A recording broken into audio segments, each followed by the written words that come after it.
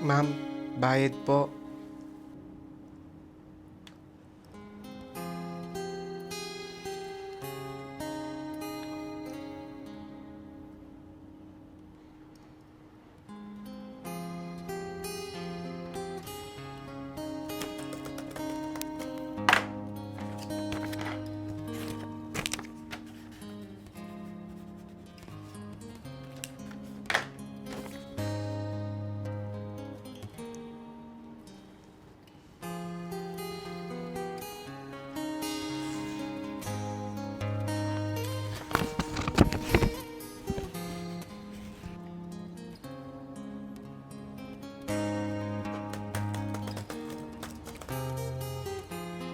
Bayad po, ma'am.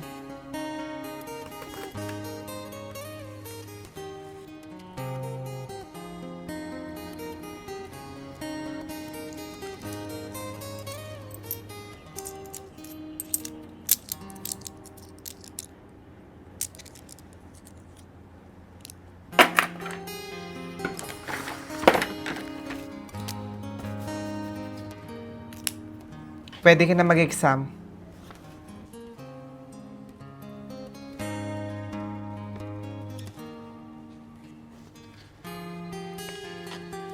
Ano ba naman yan, Ma'am Charlotte? Lagi na lang nawawala ng pera dito. At ako ang sinisisi lagi ng school. Pasensya na, sir. Pwede ba? Pakiayos naman ang trabaho niyo, ma'am. Yan na nga lang ang gagawin niyo sa registrar office eh. Di niyo pa magawa. Lagi na lang kayo nawawala ng pera. Pati ako, nadadamay sa inyo. Kasi kung hindi niyo aayusin sa susunod, ire-report na lang kita na kayo ang may kagagawa nito para hindi ako nadadamay. Sigurado, mawawalan kayo ng trabaho.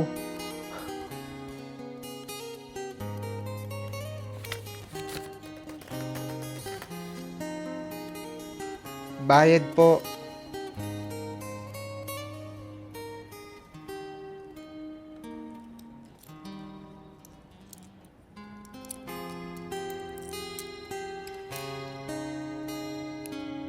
Kasi kung hindi nyo aayusin sa susunod, ire-report na lang kita na kayo ang may kagagawa nito para hindi ako nadadamay. Sigurado, mawawalan kayo ng trabaho. May sukli ka pa.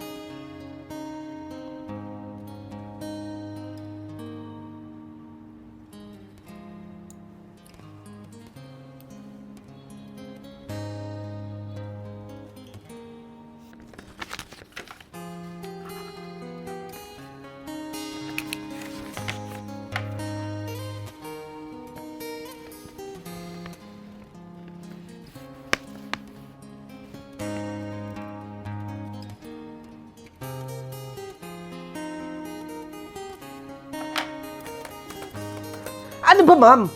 Hindi mo ba talaga aayusin yung trabaho mo?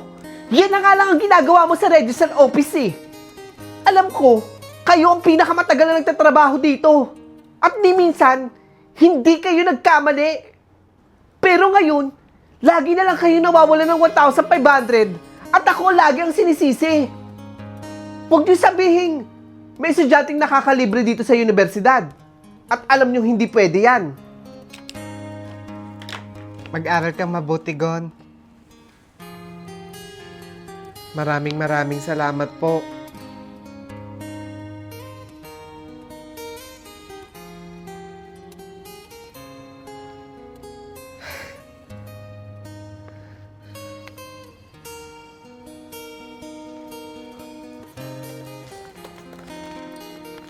Bakit hindi pa rin nagbabayad si Gon? Final exam nila ngayon ah. Si Gon ba ang hinihintay mo? Kaya naman pala laging nawawalan ng pera dito eh. Hindi na siya babalik para magbayad ng final exam niya. Kahit maghintay ka pa dyan. Sir Jack, ano pong ginawa niyo sa kanya? Kahit ikaltas niyo na lang po lahat ng sweldo ko, sa lahat ng perang nawala. Mabait po yun si Gon. Andun siya sa labas. Baka maabutan mo pa.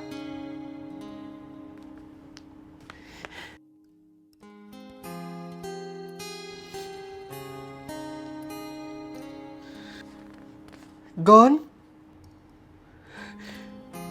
Maraming salamat po sa inyo, ma'am. And dahil po sa inyo, makakapagtapos na po ako ng pag-aaral ko. Napakabusilak ng puso mo, Ma'am Charlotte. Akala ko, kayo ang pinakamasungit na nagbabantay dito sa Register Office at walang puso.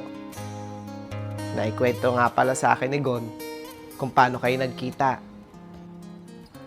Kaya naman, nilakad ko siya sa scholar. At simula ngayon, wala na siyang babayaran miski piso dito.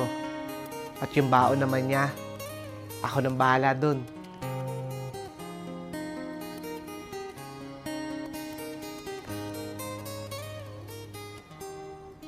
Ma'am, sir, baka pwede po makilimos lang po para lang po makapag-aral ako. Kahit kaunting barya lang po. Ano ba? Pasensya na po kayo, ate. Baka pwede pong makahingi po ng limos para lang po mapagpatuloy ko yung pag-aaral ko. Wala na po kasi yung mga magulang ko eh. Wala! Tsaka, alam ko na yung mga modus ninyo, no? Kunyaring mga nag-aaral kayo para makapanglimos.